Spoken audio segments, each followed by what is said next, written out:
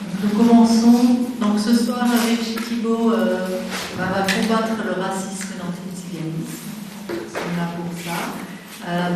Cette réunion est organisée à l'initiative de D'ailleurs nous sommes ici, avec des soutiens, bien sûr, des aides de militants.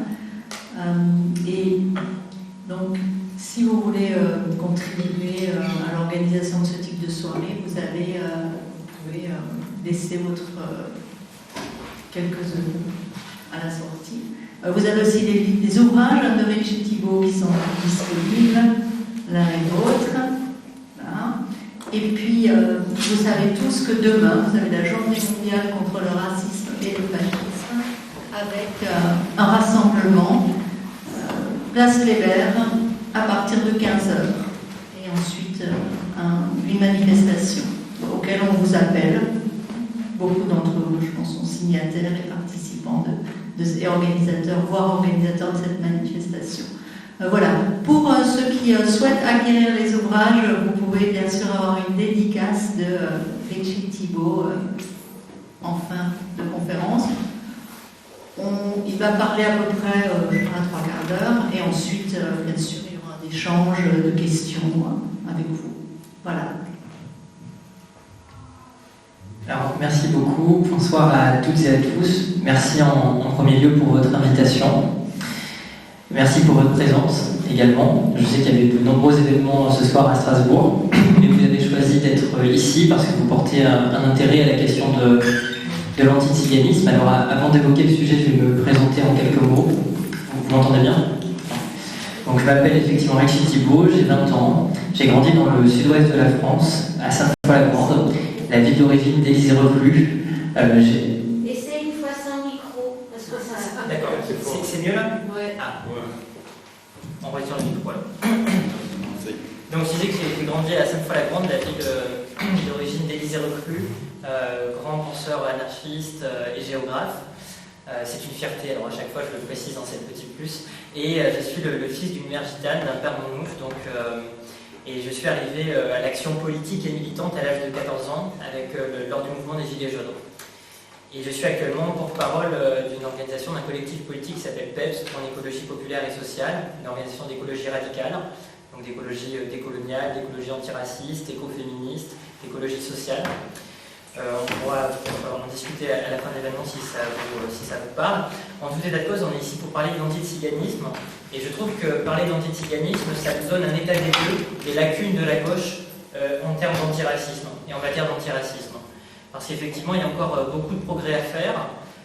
Et la question, l'abandon par la gauche de la lutte contre l'antiziganisme, elle est assez éloquente sur le chemin qu'il nous reste à parcourir pour véritablement construire une politique, un discours antiraciste qui soit à la hauteur des enjeux de notre époque et notamment de la montée des fascismes.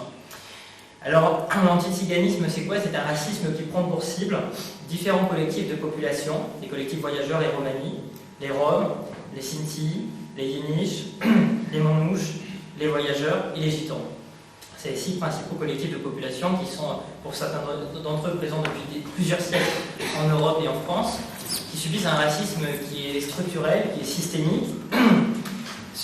Alors, avant de vous parler des déclinaisons que prend ce racisme dans le temps présent, je vais peut-être vous parler un peu de l'histoire de l'institutionnalisation de l'antiziganisme, en commençant à travers la période historique qui m'intéresse le plus, parce qu'il s'avère que je suis en parallèle étudiant en histoire, à savoir à partir du 19e siècle. À partir du 19e siècle, à la fin du 19e, on a vraiment une affirmation de l'État centralisé, parisien. On a la police qui commence à se structurer et on a tout un tas de politiques de recensement et notamment des populations ayant un mode de vie itinérant en France. Donc à la fin du 19e, il va y avoir une obsession des institutions, une obsession parlementaire en l'occurrence, de pouvoir ficher et ficher l'ensemble des personnes ayant ce mode de vie et des personnes appartenant au collectif voyageurs et romani en France. Et ce fichage ethnique, racial, il va donner lieu à de multiples débats à l'Assemblée nationale, et notamment un débat en 1912, durant lequel va être votée une loi créant le statut de nomade. Le statut de nomade, c'est un statut administratif, racial, qui est créé en 1912 et qui a des conséquences extrêmement liberticide, extrêmement attentatoire aux droits et à la dignité pour les personnes qui subissent ce profilage racial. À savoir plusieurs dizaines de milliers de personnes qui vont, lorsqu'ils sont identifiés comme nomades, c'est-à-dire lorsqu'ils vivent en habitat mobile, pour reprendre les termes en habitat mobile traditionnel, pour reprendre les termes de la loi de l'époque, eh bien, ils vont avoir l'obligation de porter, par exemple, dès l'âge de 13 ans, un carnet anthropométrique à faire tamponner, à faire viser par la maréchaussée à chaque changement de ville. Donc c'est un contrôle assez inédit. Désolé, je suis un peu enroué.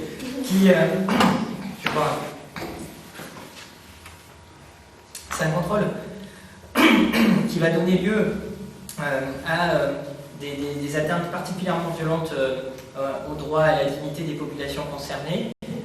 Dès 1914, donc seulement 2 ans après, l'État français va se servir de ce fichier national et de ce recensement des nomades et des carnets anthropométriques pour faire des premiers internements. Les premiers internements d'abord en Alsace et en Lorraine, car les premiers nomades internés vont l'être dans ce coin-là de la France. Durant la Première Guerre mondiale, les premiers camps d'internement pour les 10 nomades, c'est en Alsace et en Lorraine, et c'est pour les nomades alsaciens et lorrains, qui vont être internés dès 1914, donc 2 ans après la loi de 1912.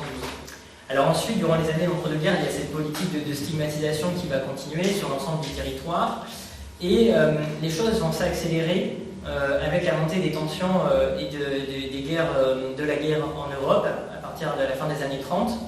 Et dès 1939, le dernier gouvernement de la Troisième République, c'est important de le saisir parce qu'on parle toujours de Vichy, mais j'insiste sur le fait que le dernier gouvernement de la Troisième République, donc avant Vichy, décide d'augmenter la surveillance des personnes catégorisées comme nomades et de procéder à l'échelle départementale, à travers les préfets, à de premières assignations à résidence. Ensuite, au fil des mois, ces assignations à résidence vont être élargies à l'ensemble du territoire. Alors concrètement, les assignations à résidence à partir de 1939, c'est quoi? C'est des familles identifiées comme nomades, catégorisées comme nomades, qui vont avoir l'interdiction de quitter une ville, un village, et donc qui vont se retrouver dans un dénuement total, donc ils ne pourront plus travailler, qui ne pourront plus aller voir leurs proches, et qui, s'ils, entravent cette interdiction, se retrouvent envoyés en prison. Donc il y a de multiples cas de nomades, de personnes catégorisées comme nomades qui vont être envoyées en prison parce que ils et elles vont par exemple sortir de la ville pour aller chercher à manger. Et donc ensuite en 1940, Vichy, en étroite collaboration avec les nazis, mais Vichy va traduire en fait le terme Zigeiner du Troisième Reich, des nazis, qui est utilisé pour les persécutions anti-tziganes par les nazis. L'État français, donc Vichy, va le traduire en nomade. Donc c'est important de s'apercevoir que c'est grâce au statut créé par la République que les persécutions sous Vichy vont pouvoir perdurer, s'accentuer, s'intensifier. Et donc là, on a une politique d'internement qui va être mise en place, avec une 60aine de camps d'internement un peu partout en France, et donc des camps dans lesquels les gens vont être internés, privés de liberté, vont être contraints au travail forcé, vont souffrir de malnutrition. Les gens vont recevoir leurs affaires confisquées, leurs roulottes vont être confisquées avec leur argent, avec leurs outils de travail. Et ça, c'est très important de l'avoir à l'esprit parce que les gens étaient des commerçants ambulants, circassiens, forains, vanniers, tout un tas de professions essentielles qui faisaient circuler des artisanats extrêmement importants dans la France rurale notamment, dans une période où la France n'était pas encore totalement industrialisée, mercantilisée. Et donc, c'est important de le saisir parce que le fait d'avoir ces spoliations-là va avoir des conséquences encore aujourd'hui, notamment sur l'immense précarité et détresse sociale dans laquelle se retrouvent les collectifs voyageurs et remaniés en France. Bon, pour en reprendre à la Seconde Guerre mondiale, il va y avoir par exemple toutes les familles, aucune famille ne va être épargnée.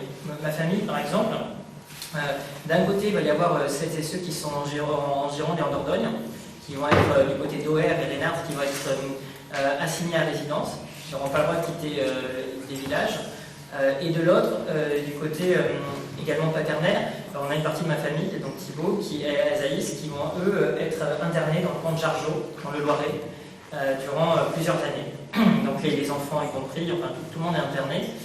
Et c'est assez intéressant, si un jour vous avez l'occasion d'aller dans les archives départementales, toutes les familles internées ont écrit des lettres au préfet qui administrait les camps, donc aux autorités françaises, des lettres qui sont extrêmement frappantes et émouvantes. Et dans ces lettres, ils demandaient leur libération et avec beaucoup de candeur, et ils ne comprenaient pas pourquoi ils se retrouvaient internés. Et souvent dans les lettres, ils disaient mais nous sommes des citoyens français, nous sommes français, nos ancêtres, nos aïeux sont morts durant la Première Guerre mondiale sur le front, comme tous les autres citoyens. Donc pourquoi nous, on subit ce régime d'exception? Et donc ce régime d'exception, ces persécutions, elles viennent bien sûr d'un racisme pluriséculaire. Avec la construction de la figure du tzigane qu'il faut enfermer, contrôler, qui constitue un potentiel danger. Alors avant d'y revenir à cette figure du tzigane qui était exotisé, etc., pour continuer l'histoire des persécutions, la guerre va prendre fin en 1944 en France, le pays va être libéré en 1944, mais les nomades, les 10 nomades, devront être libérés qu'en 1946, soit 2 ans après la libération de la France. Donc là, si vous avez bien suivi, on a le dernier gouvernement de la Troisième République, Albert Lebrun, l'État français et Vichy, mais aussi le gouvernement provisoire de la République française dont étaient membres des communistes, qui vont laisser enfermer dans des camps des populations donc entre 1939 et 1946. 3 gouvernements successifs. Bon, je suis peut-être un peu redondant, mais j'insiste beaucoup là-dessus parce qu'il y a une forme de révisionnisme historique qui vient à dire c'est la responsabilité, c'est Vichy. Non, c'est la République française. Et Vichy également. Alors, tout ne va pas s'arrêter en termes de persécution à la sortie de la guerre. Déjà, les gens, quand ils vont sortir de la guerre en 1946, comme je l'ai expliqué, ils vont sortir dans un dénuement total. La peau sur les os et pieds nus, sans vêtements, littéralement, il y a beaucoup de témoignages qui vont en ce sens. Alors que la plupart, je prends l'exemple de la famille de Raymond Gurem, je parle un peu de lui dans mon premier bouquin, Arrachant la vie meilleure. Raymond Gurem, c'est un grand résistant en nous qui me rend extrêmement fier et qui rend extrêmement fier les jeunes d'origine en Roumanie. Il a tourné un camion alimentaire des nazis au profit d'un maquis. Et donc Raymond Gurem, quand il va être interné dans plusieurs camps, et notamment à la fin de la guerre, quand avec sa famille, il va revenir en Essonne, et ben, il va s'installer juste en face, à quelques centaines de mètres du camp dans lequel il était interné. Alors qu'ils n'étaient pas du tout originaires de ce coin-là, ils venaient de Rouen. Et donc on a vraiment détruit des familles, leur ancrage territorial. La famille de Raymond Gurem a diffusé le cinéma en France. C'était les premières familles itinérantes à diffuser, il n'y avait pas trop de cinéma à l'époque, sur les routes, le cinéma français. Et donc c'est vraiment une histoire française. Et en fait, ils se sont retrouvés sans plus le sou. Et aujourd'hui encore, il m'arrive d'aller voir les descendants, les petits-enfants et les arrière-petits-enfants qui sont des amis, des camarades de Raymond, et ils se retrouvent dans un dénuement total, parce que ça vient de ces persécutions-là. Donc c'est hyper important de saisir qu'il y a des conséquences. Et alors, il va y avoir un continuum en termes de persécution, notamment avec la loi de 1969, puis les décrets qui vont suivre en 1970. Après 1912, on a une nouvelle loi en 1969 qui va remplacer le statut de nomade par le statut de gens du voyage, que vous connaissez sûrement toutes et tous. Et c'est assez intéressant. Alors moi, l'hypothèse que j'avance, c'est qu'en réalité, si on a remplacé le statut de nomade par le statut de gens du voyage, c'est que la République était mal à l'aise avec ces persécutions et qu'on a voulu mettre sous le tapis cette histoire. Parce que forcément, si la République avait gardé la catégorie administrative de nomade, les historiens auraient eu beaucoup plus de facilité à revenir à l'histoire des persécutions. Et donc, dans cette volonté d'effacer cette histoire-là du roman national, ils ont créé une nouvelle catégorie, la catégorie des gens du voyage, dans un décret de 1970 en application de la loi de 1969. Et cette catégorie qui crée ce statut de gens du voyage, ce qui ne veut rien dire, c'est vraiment, il faut avoir à l'esprit que c'est juste une catégorie administrative. Être gens du voyage, ça n'existe pas. Enfin, je veux dire, c'est un non-sens. Alors les gens, à force de leur dire de leur assigner cette identité, parfois ils vont nous dire j'appartiens à la communauté des gens du voyage, parce que on les a tellement privés de leur propre expression en termes d'identité que forcément ils se mettent à eux-mêmes intérioriser cette catégorie, cette appellation administrative. Et donc en 1969, le carnet anthropométrique va prendre fin et il va être remplacé par un livret et un carnet de circulation qui est tout aussi attentatoire au droit.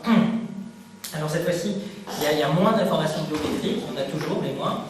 Et il ne va plus devoir être tamponné à chaque changement de vie, mais il devra être tamponné toutes les 3 semaines, si je ne dis pas de bêtises. Voilà, l'intervalle, la fréquence va être réduite. Et il ne sera plus obligatoire dès l'âge de 13 ans, mais dès l'âge de 16 ans. Donc il y a une forme d'allègement, mais ça reste tout de même inimaginable. Il n'y a aucune autre population ne subit dans les années 70 ce fichage-là. Et ça va durer ça va durer jusqu'en 2017. Le livret de circulation, parce que le carnet a été supprimé en 2014, entre 2012 et 2014, les voyageurs se sont auto-organisés, ont mené des luttes, notamment avec juridiques, avec des avocats qui ont posé des questions de priorité constitutionnelle au Conseil constitutionnel, et donc le carnet de circulation a pris fin entre 2012 et 2014, suite à de nombreuses saisines du Conseil constitutionnel, et en 2017, le livret, qui lui était encore obligatoire pour certains types de voyageurs, notamment certains forains, il a été supprimé dans la loi égalité et citoyenneté en 2017 à l'initiative d'un député Rimbourg, député de Loire-Atlantique, là aussi à la demande des premiers concernés, des voyageurs. Il faut savoir que si en fait les voyageurs ne s'étaient pas auto-organisés et n'avaient pas mené ces combats-là, cette politique de profilage racial aurait encore cours. Ce n'est pas le Conseil constitutionnel, c'est personne qui s'est dit un jour on va mettre fin à ça, ce sont les voyageurs qui ont dû mener ces combats-là. Bon, alors là j'ai été jusqu'à 2017, mais il y a un épisode qu'il ne faut pas oublier, qui arrive en 1990-91, c'est la loi pour le logement de Besson, la loi Besson. Et la loi Besson, c'est un jalon extrêmement important à saisir dans l'histoire des persécutions des personnes voyageurs et Romani. Pourquoi ? Parce que cette loi, sous prétexte de défendre le mode de vie du voyage, parce qu'ils utilisent cette expression-là dans l'exposé des motifs de cette loi, eh bien, c'est la loi, il faut comprendre pour que ce soit un peu concret pour vous toutes et tous, qui met en place la politique d'aires d'accueil, qui sont des lieux profondément inaccueillants, j'en reparlerai tout à l'heure, mais ce qui est très important à saisir, c'est que c'est vraiment sous prétexte de défendre les droits des gens. Bon, déjà, c'est une loi qui ne va pas être appliquée, parce que la loi, elle dit qu'il faut que toutes les communes de plus de 5000 habitants, elles aient des lieux d'accueil pour les voyageurs, pour qu'ils puissent stationner. En réalité, il y a une infime partie aujourd'hui, plus de 35 ans après, de ces lieux qui sont réalisés. Et donc, il y a beaucoup de militants associatifs voyageurs qui sont dans une optique réformiste, qui mènent un combat pour que ces lieux soient réalisés. Moi, ce n'est pas ma position, parce que je trouve que ces lieux sont en eux-mêmes extrêmement problématiques. C'est des lieux qu'on assigne à des collectifs de population. Il y a une forme de ségrégation, d'assignation, de ségrégation territoriale et raciale qu'il faut combattre. Moi, je n'accepte pas cette idée des aires d'accueil. Pourquoi ? Parce que jusque dans les années 90, il y avait encore des voyageurs, c'est le cas de ma mère par exemple, qui s'arrêtaient sur les communaux. Et avec l'essor du néolibéralisme, tous les communaux ont disparu petit à petit, ont été privatisés, enclôturés, empirés, notamment les rebords des rivières, des ruisseaux, où s'installaient les voyageurs. Et donc on a mis fin à cette politique d'installation sur les communaux, c'était des usages plus ou moins acceptés, au profit de cette politique de ségrégation et d'assignation et d'encampement. La chercheuse au CNRS, Lise Poineau, qui travaille beaucoup sur l'antiziganisme et qui est ma référence principale sur les romanistes disent en France, qui travaille notamment sur l'histoire des camps, mais aussi des discriminations environnementales, elle soutient la théorie suivante, elle soutient le fait que, en fait, les aires d'accueil s'inscrivent dans le continuum de la politique d'internement durant la Seconde Guerre mondiale, et que c'est encore une politique d'encampement. Et ce qui est très intéressant, c'est que les gens, effectivement, ils meurent sur les aires d'accueil comme dans les camps. Alors, ça peut paraître un rapprochement trop rapide, trop caricatural, mais c'est ce que disent les gens concernés. Je vous donne l'exemple de Solène de Maistre, militante à l'association d'Azovas, qui veut dire tendre la main en romanès, la langue utilisée par la plupart des collectifs romani. Elle a perdu sa mère il y a une quinzaine de jours, âgée d'à peine 63 ans, parce que les voyageurs ont une espérance de vie en moyenne 15 ans inférieure au reste de la population, due à l'exposition au racisme environnemental, mais j'y reviendrai. Et Solène de Maistre, elle dit c'est la suite des camps de concentration et des camps d'internement qu'on est en train de vivre. Parce que délibérément, les pouvoirs publics nous font mourir sur ces lieux. On n'a pas le droit de sortir de ces lieux. Parce que si on sort de ces lieux, il y a des gens qui n'ont pas le choix de sortir parce qu'il n'y a pas assez de lieux de toute manière, donc ils se retrouvent en situation d'errance et ils sont expulsés tous les 4 matins. Donc c'est soit tu es trimballé de route tous les 4 matins et tu n'as pas de point d'ancrage, tu n'as pas d'eau, d'électricité, tu te retrouves dans des situations graves. Je vous donne l'exemple d'Antoine Sauzer, qui est un militant associatif en voyageur en région parisienne. Il me racontait qu'une fois, lui et sa famille sont en situation d'errance, donc on n'a pas de lieu d'ancrage. Son grand-père venait de subir plusieurs pointages, donc des opérations extrêmement lourdes suite à un infarctus. Et ils sont restés plus de 5 à 6 jours sur un parking sans eau ni électricité. Donc c'est vous dire, en fait c'est vraiment dans les deux cas, soit tu crèves sur les routes en situation d'errance, il ne faut pas confondre l'errance et le voyage. Le voyage tu le contrôles, tu le choisis où tu vas, quand tu pars, l'errance tu la subis, ou soit tu crèves sur les aires d'accueil. Et donc les pouvoirs publics tuent délibérément les voyageurs aujourd'hui, et il faut en être conscient. Bon, maintenant qu'on a traité un peu cette partie de cette historicité des mesures législatives de persécution et de stigmatisation des voyageurs, je pense qu'il faut entrer dans le concret et de dire qu'est-ce que c'est qu'aujourd'hui que l'anti-tziganisme. Donc l'anti-tziganisme, c'est plusieurs formes de discrimination, de persécution, c'est un racisme qui se décline sous plusieurs formes. Je vais commencer par ce que j'ai déjà commencé à évoquer, à savoir le racisme environnemental. Effectivement, les voyageurs, les collectifs romani qui ont un mode de vie itinérant en France sont délibérément parqués, relégués par l'État à proximité directe de lieux qui sont pollués, polluants, dangereux pour la vie. Il y a donc les travaux de Lise Foineau qui vont en ce sens, mais il y a aussi l'ouvrage de William Hacker, où sont les voyageurs, enfin les gens du voyage aux éditions du commun, qui recense et qui cartographie l'ensemble des aires d'accueil en démontrant que plus de 50% de ces lieux inaccueillants se situent à proximité directe de sites Céveso, de sites polluants. Et l'exemple le plus éloquent en la matière, c'est la dite aire d'accueil, j'ai vraiment du mal avec ce terme, dont j'ai plus le nom de l'aire d'accueil, mais celle qui est à côté de Rouen, de Lubrizol. C'est une histoire assez dingue, c'est-à-dire que vous vous souvenez sûrement de cet incendie en 2019, Lubrizol. Vous vous souvenez sûrement aussi du fait qu'il y a eu un battage médiatique énorme et que l'État, les pouvoirs publics ont dit on met tous les moyens pour évacuer l'ensemble des habitants à proximité du site Lubrizol. Sauf que les premiers habitants à proximité directe, à quelques dizaines de mètres, c'était des voyageurs qui vivaient sur l'aire d'accueil. Et tenez-vous bien, pendant que tout le monde était évacué dans les alentours, qu'est-ce qu'ont fait les pouvoirs publics? Ils ont envoyé la police, donc des unités de la BAC notamment, sur l'aire d'accueil, en disant aux voyageurs, vous n'avez pas le droit de quitter avec vos campines, avec vos caravanes, parce que soit vous quittez sans vos caravanes, soit vous restez là. Et donc les gens, la caravane c'est leur maison, donc il n'y a pas le choix que de rester.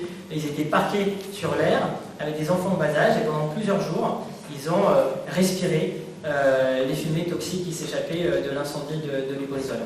Et ça, c'est quand même une image assez éloquente du racisme environnemental qui met en danger la vie des voyageurs et qui tue les voyageurs en France. Exemple que je pourrais vous citer, mais l'idée c'est pas de faire un catalogue, vous pouvez aller lire le bouquin de William, ou encore lire tout un tas d'articles, notamment par Pasta, par Lundi Matin, qui reviennent sur des nombreux exemples de racisme environnemental. Pour vous donner une idée quand même, chez les voyageurs, quand on cherche une aire d'accueil, parce qu'il faut savoir que les aires d'accueil ne sont jamais indiquées dans l'espace. Il y a très peu de panneaux qui les indiquent. Sur les logiciels de GPS, ils ne sont jamais indiqués parce que la société se cache. Et les institutions se cachent en fait ce phénomène de relégation. Parce que comprenez que si on indiquait ces lieux, les gens s'apercevraient qu'ils sont systématiquement situés à côté de zones polluées. Et donc il y a une volonté de les invisibiliser. Et donc que font les voyageurs pour les trouver? Véridique, ils cherchent une déchetterie. Donc l'adage, c'est si tu cherches une aire d'accueil, cherche une déchetterie, tu la trouveras facilement.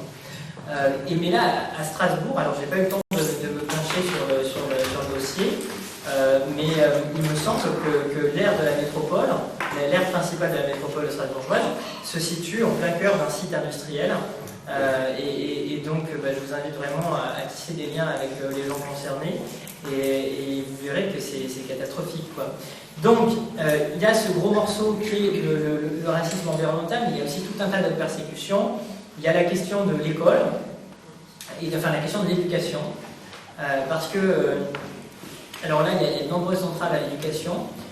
Premièrement, pour les familles qui sont itinérantes, rien n'est fait par les pouvoirs publics pour permettre une scolarisation qui permet de concilier le mode de vie. C'est-à-dire qu'on dit aux gens, soit vous abandonnez votre mode de vie, donc vous vous sédentarisez, et donc il n'y a que comme ça que vous pouvez aller à l'école, soit vous n'avez aucune alternative, on vous envoie juste des cartons via le CNED, le Centre National d'Enseignement à Distance, des cartons sans aucun suivi, sans aucun accompagnement. C'est juste une manière de dire on assure le droit à la scolarité des enfants, mais en réalité les enfants sont en dehors de tout processus d'instruction et d'éducation. Donc on leur envoie ces cartons de cours sans aucun suivi, et à 16 ans, maintenant 17 ans, ils quittent le cursus scolaire. Donc il y a soit cette configuration-là pour les familles itinérantes, soit pour les familles qui font le choix difficile, parce que c'est un choix difficile que d'abandonner son mode de vie que l'on pratique dans des familles parfois depuis plusieurs siècles, qui font le choix de se sédentariser. Eh bien, ça ne s'arrête pas là. Le racisme ne s'arrête pas une fois sédentarisé. Et j'en sais quelque chose parce que mes parents ont fait le choix difficile de se sédentariser quand j'avais 3-4 ans, justement, pour nous permettre à moi et mes frères, d'accéder à un minimum d'instruction parce qu'eux, ils ont payé toute leur vie le fait de ne pas pouvoir suivre une scolarité normale. Et donc, quand on va à l'école, on est toujours exposé au racisme. Généralement, les voyageurs sont envoyés au fond des classes à faire des dessins encore en 2025, c'est assez récurrent. Notamment pour ceux qui sont itinérants, qui changent d'école primaire tous les 15 jours.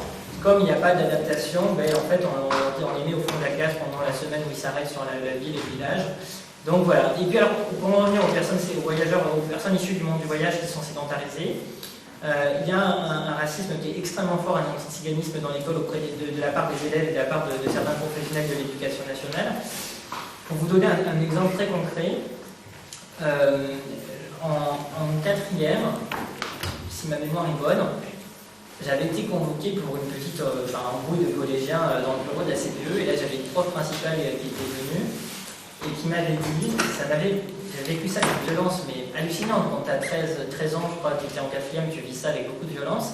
Il m'avait dit, oui, mais de toute façon, vous les gitans, vous n'avez pas d'histoire.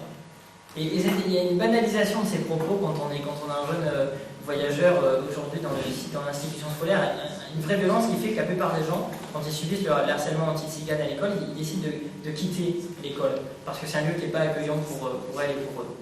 Et il y a aussi systématiquement, enfin j'ai pas de données parce qu'il n'y a pas d'études qui ont été faites en la matière, mais à 95%, le peu de voyageurs sédentarisés qui vont au collège et au lycée, ils sont relégués dans l'enseignement professionnel avec une vision très péjorative d'ailleurs de l'enseignement professionnel de la part des acteurs de l'éducation. Moi ça a été mon cas, mais la plupart c'est-à-dire que j'étais délégué de classe en troisième et c'est assez marrant parce qu'au conseil de classe, j'étais en échec scolaire total de par la non-scolarisation de mes parents qui n'avaient pas forcément la possibilité de m'aider notamment, et donc les 3/4 des enseignants refusaient de me permettre d'accéder à l'enseignement général au lycée alors que j'en avais la vive volonté, notamment de par l'intérêt pour la discipline historique que j'ai cultivée arrivé en troisième.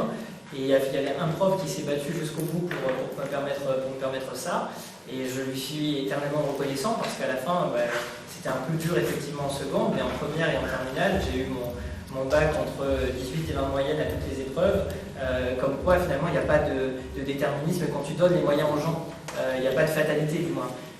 Et donc j'en ai fait au contraire une revanche, une volonté de vraiment vouloir acquérir les outils des gadgets, leur langage, les outils des dominants pour mieux les combattre et pour mettre des mots sur les souffrances qui nous font subir et qui nous infligent.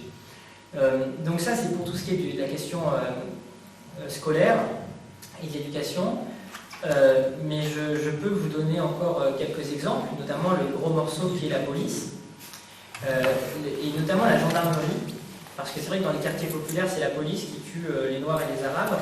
Par contre pour les voyageurs c'est souvent soit la gendarmerie territoriale, donc les brigades de gendarmerie territoriale, soit les groupements du GIGN, donc les unités spéciales de la gendarmerie, qui interviennent dans des configurations antiterroristes.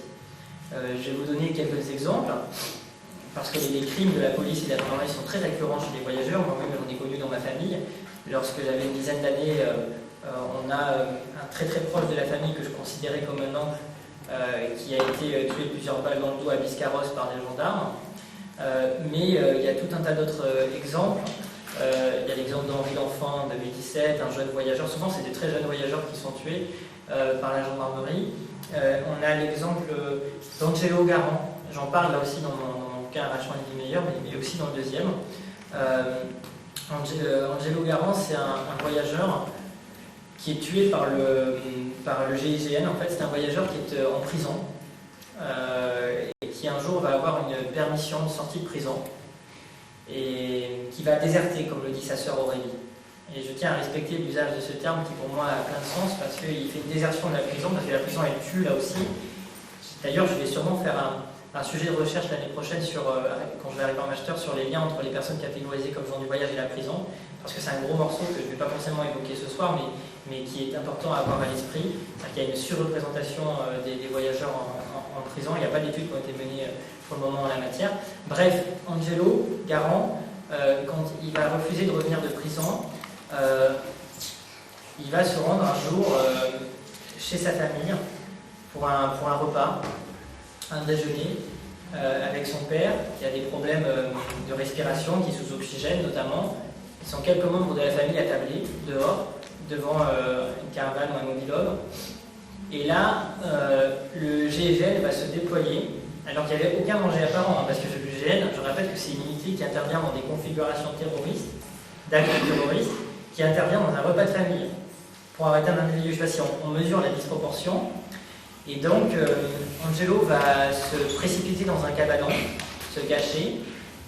Et au moment où le GIGN fait le tour de la propriété, ils sont à 2 doigts de partir. Et ils entendent un bruit qu'Angelo a fait au cabanon. Et là, ils se précipitent à 4 ou 5, je ne sais plus les chiffres exactement, membres du GIGN. Et en l'espace de quelques secondes, il y a plusieurs coups de feu. Il sera tué de plusieurs balles dans le corps. Et la justice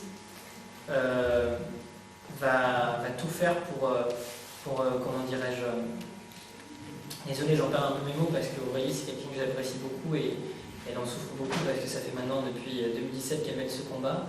Et c'est un combat contre l'institution policière, mais c'est aussi un combat contre l'institution judiciaire qui normalise. Vous savez, Foucault disait que la justice fait entrer dans la norme les dérives de la police, et c'est tout à fait exact. Et en l'occurrence, c'est ce qui se passe avec les crimes de la gendarmerie contre les voyageurs, parce qu'Aurélie a mené un combat sans précédent, mais elle a échoué malheureusement à chaque étape.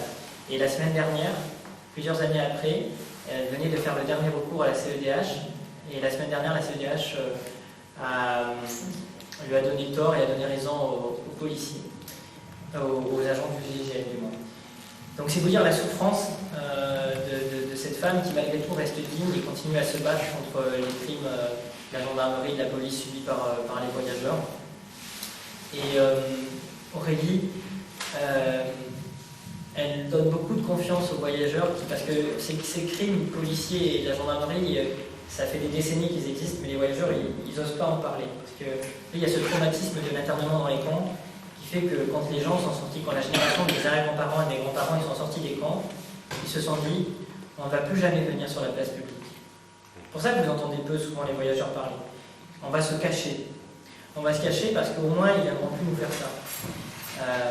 Et donc c'est pour ça que les gens, quand ils subissaient de telles injustices, ils n'en parlaient jamais. Et Aurélie, en créant un collectif Justice et Vérité pour Angelo, et en menant ce combat-là, eh bien, elle a donné confiance aux familles de voyageurs. Et notamment à la famille de Mikey Lorech. Mikey Lorech, c'est le dernier voyageur qui a été tué, enfin, du moins, donc, qui a été le meurtre par des gendarmes a été médiatisé à Toulouse. L'été dernier, il sortait d'un restaurant avec sa femme. Mikey Lorech, un voyageur âgé de plus de 25 ans, entre 25 et 30 ans, 27 ans si je ne dis pas de bêtises, et sa femme qui était une vingtaine d'années également, et leur petit bébé de quelques mois, ils sortent d'un fast-food, alors qu'il y avait plusieurs gendarmes autour du fast-food ou du restaurant. Ils auraient pu rentrer et l'intercepter à l'intérieur. Ils ont attendu qu'ils sortent et qu'il aille dans sa voiture, et les gendarmes lui ont tiré plusieurs balles, notamment des balles qui lui sont arrivées en plein dans la tête, et il a été exécuté devant leur petit bébé. Et c'est vous dire l'horreur. Et la famille de Mikey, elle mène un combat depuis plusieurs mois avec des militants antiracistes et politiques qui les accompagnent à Toulouse, enfin depuis que ça s'est passé. Et alors c'est un drame bien sûr, mais ce qu'il faut saluer, c'est que voilà, les langues se délient et les voyageurs commencent à comprendre que ce n'est pas normal de se faire tuer par la police et la gendarmerie. Ça peut paraître dingue, mais c'est déjà un acquis énorme. Et de se dire c'est pas normal et il faut s'ériger contre ces crimes-là.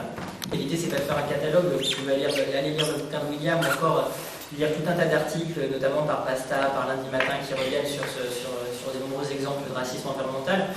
Pour vous donner une idée quand même, chez les voyageurs, quand on cherche une aire d'accueil, parce qu'il faut savoir que les aires d'accueil ne sont jamais indiquées dans l'espace. Il y a très peu de panneaux qui les indiquent, sur les logiciels de GPS ils ne sont jamais indiqués, parce que la société se cache. Et les institutions se cachent en fait ce phénomène de relégation. Parce que comprenez que si on indiquait ces lieux, les gens s'apercevraient qu'ils sont systématiquement situés à côté de zones polluées. Et donc il y a une volonté de les invisibiliser. Et donc que font les voyageurs pour les trouver? Véridique, ils cherchent une déchetterie. Donc l'adage, c'est si tu cherches une aire d'accueil, cherche une déchetterie, tu la trouveras facilement. Mais là, à Strasbourg, alors j'ai pas eu le temps de me pencher sur le dossier, mais il me semble que l'aire de la métropole, l'aire principale de la métropole strasbourgeoise, se situe en plein cœur d'un site industriel. Et donc, je vous invite vraiment à tisser des liens avec les gens concernés, et vous verrez que c'est catastrophique, quoi. Donc, il y a ce gros morceau qui est le racisme environnemental, mais il y a aussi tout un tas de persécutions. Il y a la question de l'école, la question de l'éducation, parce que, alors là, il y a de nombreuses entraves à l'éducation. Premièrement, pour les familles qui sont itinérantes, rien n'est fait par les pouvoirs publics pour permettre une scolarisation qui permet de concilier le mode de vie. C'est-à-dire qu'on dit aux gens, soit vous abandonnez votre mode de vie, donc vous vous sédentarisez, et donc il n'y a que comme ça que vous pouvez aller à l'école, soit vous n'avez aucune alternative, on vous envoie juste des cartons via le CNED, le Centre national d'enseignement à distance, des cartons sans aucun suivi, sans aucun accompagnement. C'est juste une manière de dire on assure le droit à la scolarité des enfants, mais en réalité les enfants sont en dehors de tout processus d'instruction et d'éducation. Donc on leur envoie ces cartons de cours sans aucun suivi, et à 16 ans, maintenant à 17 ans, ils quittent le cursus scolaire. Donc il y a soit cette configuration-là pour les familles itinérantes, soit pour les familles qui font le choix difficile, parce que c'est un choix difficile que d'abandonner son mode de vie que l'on pratique dans des familles parfois depuis plusieurs siècles, qui font le choix de se sédentariser. Eh bien ça ne s'arrête pas là, le racisme ne s'arrête pas une fois sédentarisé, et j'en sais quelque chose parce que mes parents ont fait le choix difficile de se sédentariser quand j'avais 3-4 ans justement pour nous permettre à moi et mes frères d'accéder à un minimum d'instruction parce qu'eux ils ont payé toute leur vie le fait de ne pas pouvoir suivre une scolarité normale. Et donc quand on va à l'école on est toujours exposé au racisme. Généralement les voyageurs sont envoyés au fond des classes à faire des dessins encore en 2025, c'est assez récurrent. Notamment pour ceux qui sont itinérants et qui changent d'école primaire tous les 15 jours. Comme il n'y a pas d'adaptation, en fait, on les met au fond de la classe pendant la semaine où ils s'arrêtent sur la ville et le village. Donc voilà. Et puis alors, pour en revenir aux voyageurs, aux personnes issues du monde du voyage qui sont sédentarisées, il y a un racisme qui est extrêmement fort, un antiziganisme dans l'école auprès de la part des élèves et de la part de certains professionnels de l'éducation nationale. Pour vous donner un exemple très concret, en 4e, si ma mémoire est bonne, j'avais été convoqué pour un groupe de collégiens dans le bureau de la CPE, et là j'avais une prof principale qui était venue et qui m'avait dit, j'ai vécu ça avec violence, mais hallucinante, quand tu as 13 ans, je crois, que tu étais en 4e, tu vis ça avec beaucoup de violence, elle m'avait dit, oui, mais de toute façon, vous les gitans, vous n'avez pas d'histoire. Et il y a une banalisation de ces propos quand on a un jeune voyageur aujourd'hui dans l'institution scolaire, une vraie violence qui fait que la plupart des gens, quand ils subissent le harcèlement anti-cigane à l'école, ils décident de quitter l'école, parce que c'est un lieu qui n'est pas accueillant pour elle et pour eux. Et il y a aussi systématiquement, enfin j'ai pas de données parce qu'il n'y a pas d'études qui ont été faites en la matière, mais à 95%, le peu de voyageurs sédentarisés qui vont au collège et au lycée, ils sont relégués dans l'enseignement professionnel avec une vision très péjorative d'ailleurs de l'enseignement professionnel de la part des acteurs de l'éducation. Moi ça a été mon cas, mais la plupart ça veut dire que j'étais délégué de classe en 3e et c'était assez marrant parce qu'au conseil de classe, parce que j'étais en échec scolaire total de par la non-scolarisation de mes parents qui n'avaient pas forcément la possibilité de m'aider notamment, et donc les 3/4 des enseignants refusaient de me permettre d'accéder à l'enseignement général au lycée alors que j'en avais la vive volonté, notamment de par l'intérêt pour la discipline historique que j'ai cultivée arrivé en 3e. Et il y avait un prof qui s'est battu jusqu'au bout pour me permettre ça, et je lui suis éternellement reconnaissant parce qu'à la fin, c'était un peu dur effectivement en seconde, mais en première et en terminale, j'ai eu mon bac entre 18 et 20 moyenne à toutes les épreuves, comme quoi finalement il n'y a pas de déterminisme quand tu donnes les moyens aux gens, il n'y a pas de fatalité du moins. Et donc j'en ai fait au contraire une revanche, une volonté de vraiment vouloir acquérir les outils des gadgets, leur langage, les outils des dominants pour mieux les combattre et pour mettre des mots sur les souffrances qui nous font subir et qui nous infligent. Donc ça c'est pour tout ce qui est de la question scolaire. et d'éducation. Mais je peux vous donner encore quelques exemples, notamment le gros morceau qui est la police, et notamment la gendarmerie, parce que c'est vrai que dans les quartiers populaires, c'est la police qui tue les Noirs et les Arabes. Par contre, pour les voyageurs, c'est souvent soit la gendarmerie territoriale, donc les brigades de gendarmerie territoriale, soit les groupements du GIGN, donc les unités spéciales de la gendarmerie, qui interviennent dans des configurations antiterroristes. Je vais vous donner quelques exemples, parce que les crimes de la police et de la gendarmerie sont très récurrents chez les voyageurs. Moi-même, j'en ai connu dans ma famille. Lorsque j'avais une dizaine d'années, on a un très très proche de la famille que je considérais comme un oncle, qui a été tué de plusieurs balles dans le dos à Biscarrosse par des gendarmes. Mais il y a tout un tas d'autres exemples. Il y a l'exemple d'Henri D'Enfant en 2017, un jeune voyageur. Souvent, c'est des très jeunes voyageurs qui sont tués par la gendarmerie. On a l'exemple d'Angelo Garant. J'en parle là aussi dans mon bouquin Arrachement une vie meilleure, mais aussi dans le deuxième. Angelo Garant, c'est un voyageur qui est tué par le GIGN. En fait, c'est un voyageur qui est en prison et qui un jour va avoir une permission de sortie de prison et qui va déserter, comme le dit sa sœur Aurélie. Et je tiens à respecter l'usage de ce terme qui pour moi a plein de sens, parce qu'il fait une désertion de la prison, parce que la prison elle tue là aussi. D'ailleurs, je vais sûrement faire un sujet de recherche l'année prochaine quand je vais arriver en master, sur les liens entre les personnes catégorisées comme gens du voyage et la prison, parce que c'est un gros morceau que je ne vais pas forcément évoquer ce soir, mais qui est important à avoir à l'esprit. Il y a une surreprésentation des voyageurs en prison. Il n'y a pas d'études qui ont été menées pour le moment en la matière. Bref, Angelo Garant, quand il va refuser de revenir de prison, il va se rendre un jour chez sa famille pour un repas, un déjeuner, avec son père qui a des problèmes de respiration, qui est sous oxygène notamment. Ils sont quelques membres de la famille attablés dehors, devant une caravane ou un mobil-homme. Et là, le GIGN va se déployer, alors qu'il n'y avait aucun danger apparent, parce que le GIGN, je rappelle que c'est une unité qui intervient dans des configurations terroristes, d'actes terroristes, qui intervient dans un repas de famille pour arrêter un individu. Je ne sais pas si on mesure la disproportion. Et donc, Angelo va se précipiter dans un cabanon, se cacher, et au moment où le GIGN fait le tour de la propriété, ils sont à 2 doigts de partir, et ils entendent un bruit qu'Angelo a fait au cabanon, et là ils se précipitent à 4 ou 5, je ne sais plus les chiffres exactement, membres du GIGN, et en l'espace de quelques secondes, il y a plusieurs coups de feu, et il sera tué de plusieurs balles dans le corps. Et la justice va tout faire pour comment dirais-je, désolé, j'en perds un peu mes mots parce qu'Aurélie c'est quelqu'un que j'apprécie beaucoup et elle en souffre beaucoup parce que ça fait maintenant depuis 2017 qu'elle mène ce combat, et c'est un combat contre l'institution policière, mais c'est aussi un combat contre l'institution judiciaire qui normalise. Vous savez, Foucault disait que la justice fait entrer dans la norme les dérives de la police, et c'est tout à fait exact. Et en l'occurrence, c'est ce qui se passe avec les crimes de la gendarmerie contre les voyageurs, parce qu'Aurélie a mené un combat sans précédent, mais elle a échoué malheureusement à chaque étape. Et la semaine dernière, plusieurs années après, elle venait de faire le dernier recours à la CEDH, et la semaine dernière, la CEDH lui a donné tort et a donné raison aux policiers, aux agents du GIGN du moins. Donc c'est vous dire la souffrance de cette femme qui malgré tout reste digne et continue à se battre contre les crimes de la gendarmerie et de la police subis par les voyageurs. Et Aurélie, elle donne beaucoup de confiance aux voyageurs parce que ces crimes policiers et de la gendarmerie, ça fait des décennies qu'ils existent, mais les voyageurs, ils n'osent pas en parler. Parce qu'il y a ce traumatisme de l'internement dans les camps qui fait que quand les gens sont sortis, quand la génération des arrière-grands-parents et des grands-parents ils sont sortis des camps, ils se sont dit on ne va plus jamais venir sur la place publique. C'est pour ça que vous entendez peu souvent les voyageurs parler. On va se cacher. On va se cacher parce qu'au moins ils ne viendront plus nous faire ça.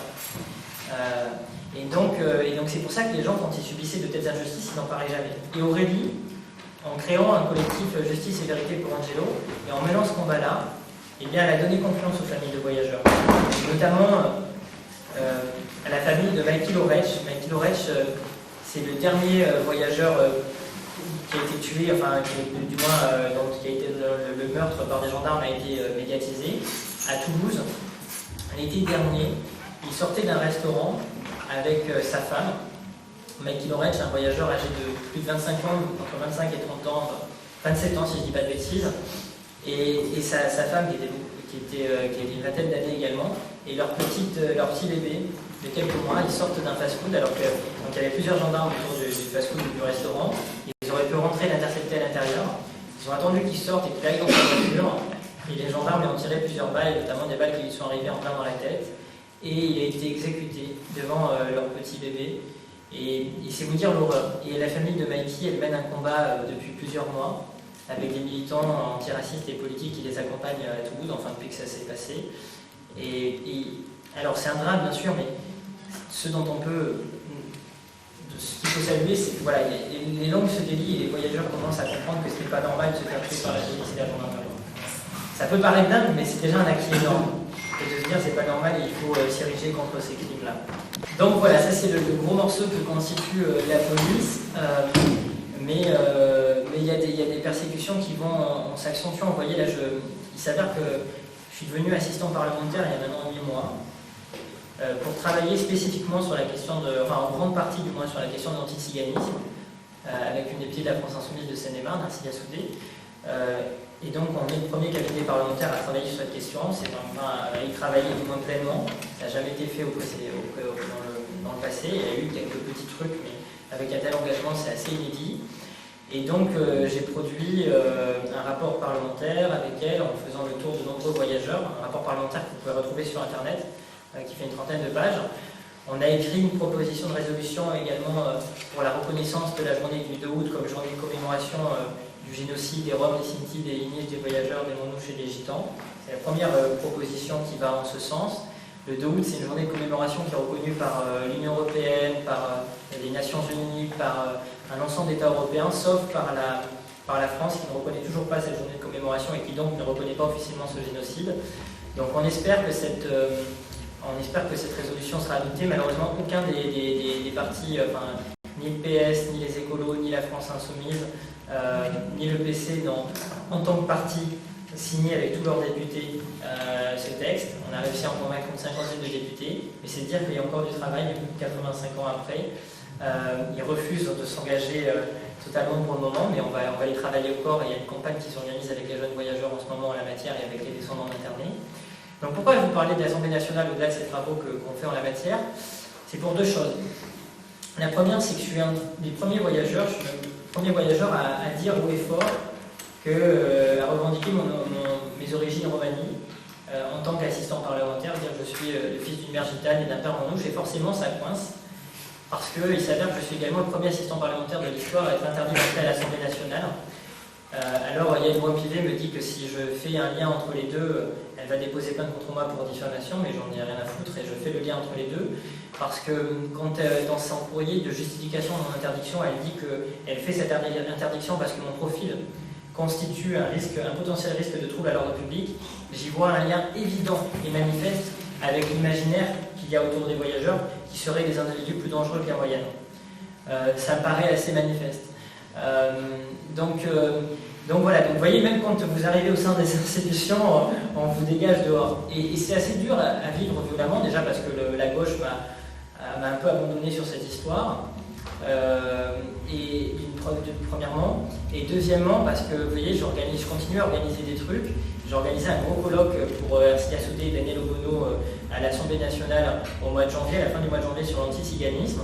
J'ai fait rentrer plus de 70 personnes. Ce qui est assez marrant, c'est que j'ai tous pu les faire rentrer en les inscrivant en un an. Mais moi, je ne pouvais pas être à l'intérieur. Et ce qui m'a fait très mal au cœur, c'est qu'en sortant de la salle, j'ai mes petits cousins que j'ai fait venir, qui sont venus me voir et qui étaient très peinés, qui ne comprenaient pas, et qui m'ont dit: mais Richie, tu as réussi à venir travailler à l'Assemblée, chez nous ça n'arrive jamais, normalement il n'y a que les gadgets qui font ça, c'est-à-dire ceux qui ne sont pas voyageurs, mais pourquoi tu ne peux pas rentrer?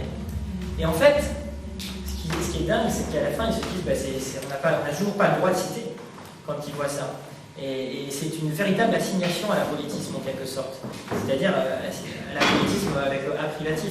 La politique, ce n'est pas votre affaire, ça ne vous regarde pas, ce n'est pas fait pour vous. Donc voilà, et puis alors l'Assemblée nationale, pourquoi? Parce qu'il y a aussi des nouveaux jalons qui sont en train de se construire en termes de persécution anti-tzigane. Là, il y a une loi, alors on entend peu parler de proposition de loi, que ça attire peu l'attention médiatique, mais qui va être débattu le 3 avril dans la niche parlementaire du groupe Horizon, donc le parti d'Édouard Philippe. Et cette proposition de loi qui vise, je cite, à réformer l'accueil des gens du voyage. Alors c'est assez orwellien parce que sous prétexte de réformer l'accueil des gens du voyage, le texte ne parle pas du tout de ça. En réalité, il parle juste de la question du stationnement illicite, sauf que comme je vous l'ai expliqué tout à l'heure, les voyageurs sont contraints de stationner illicitement parce qu'ils n'ont pas de lieu sur lesquels stationner de manière licite et de manière légale. Donc forcément, quand vous n'avez pas de lieu pour stationner légalement, vous n'avez guère d'autre choix que de stationner de manière illicite. Et donc c'est les collectivités qui ne construisent pas de lieu, à cette fin, qui sont dans une situation d'égalité, mais qui jouissent d'une impunité totale. Les voyageurs, par contre, eux, ont des amendes forfaitaires, des saisines de véhicules, et cette proposition de loi du groupe Horizon vise à augmenter drastiquement la coercition et la répression des voyageurs, avec 3 articles, notamment le fait d'élargir la saisine des véhicules, non pas juste aux véhicules motorisés, mais aussi aux véhicules qui ont été transformés en lieu de vie, comme les camions aménagés, etc.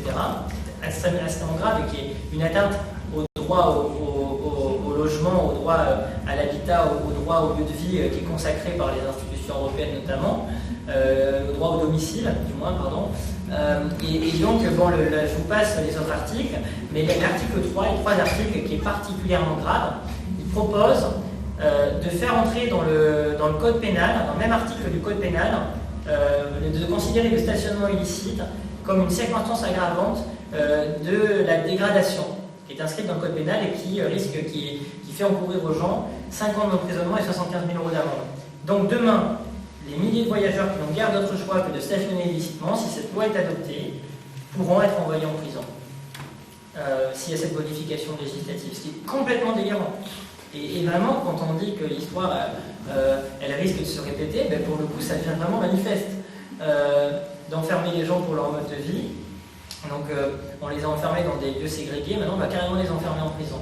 Et donc, bon, là, je suis en train de batailler à l'Assemblée nationale avec les quelques députés, on les compte sur les doigts d'une main à gauche, qui sont prêts à batailler sur ce texte, pour tout faire pour éviter qu'il soit adopté. Donc, on va essayer de gagner du temps jusqu'à minuit, parce que les niches parlementaires s'arrêtent à minuit. Donc, le texte est en 3e position.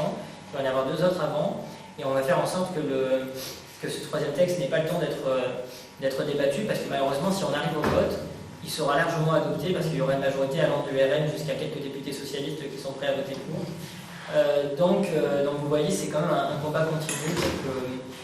On va mener le combat au sein de l'Assemblée, mais en réalité, les voyageurs l'ont dit, et ils ne se laisseront pas faire, parce que ça commence à faire trop.